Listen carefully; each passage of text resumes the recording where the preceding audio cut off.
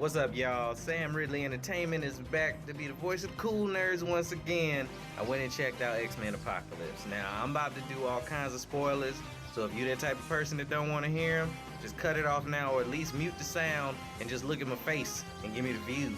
I'm fine with either one, okay?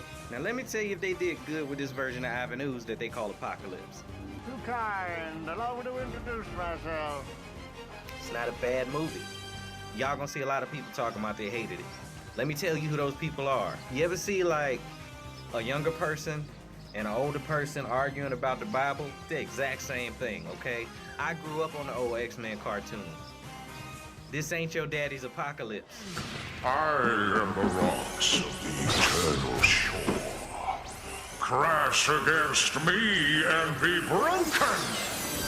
So you'll hear somebody, well, the comic book said, and it... Check it out. X-Men already done messed up a lot, okay? From the first 3 movies, Last Stand was terrible. And then when we got Days of Future Past, that was basically their apology saying, hey, we know, that was trash. And now it never happened. Like, that never happened. It's nowhere in the universe of the story that they done built. We got X-Men First Class, now X-Men Apocalypse, and then they gonna keep it rolling. They did do a couple of little questionable things that I wasn't really a fan of. Loved my boy Nightcrawler in the second movie. Now they got him looking a lot like Michael Jackson. Mike ain't dead, y'all. We gonna get Thriller Part 2, okay? Just like the blueprint. I heard a lot of people had this complaint. Apocalypse's horsemen.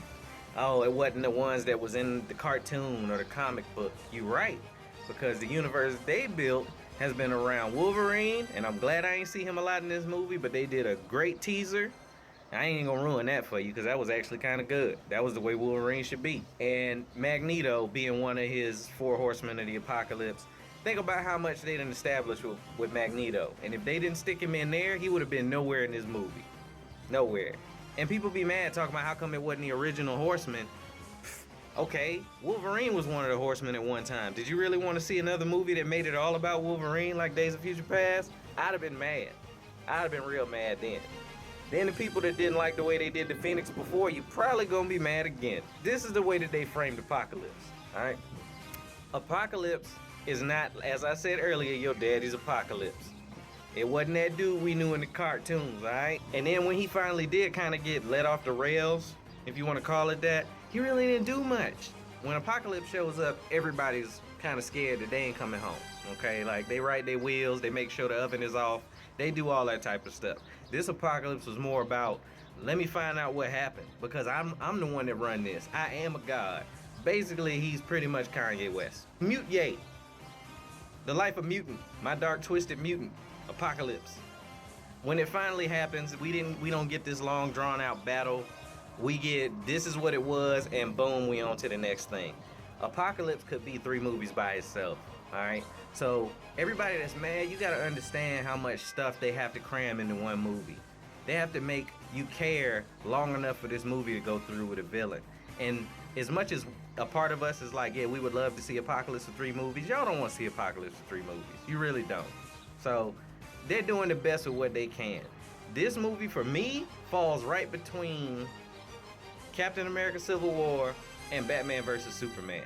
This movie actually made me like Batman vs. Superman less. That's how poorly done it was compared to these other ensemble movies. Like, Zack Snyder should quit. He should quit. I'm sorry. He should just quit. Ben, I'm sorry. I know you're sad and whatnot. But man, yeah, go see this movie, man. Like, if you're an X-Men fan, they did do some stuff wrong, but there's some stuff they did very right. Cyclops ain't like some little punk in a corner no more. I like this Jean Grey better.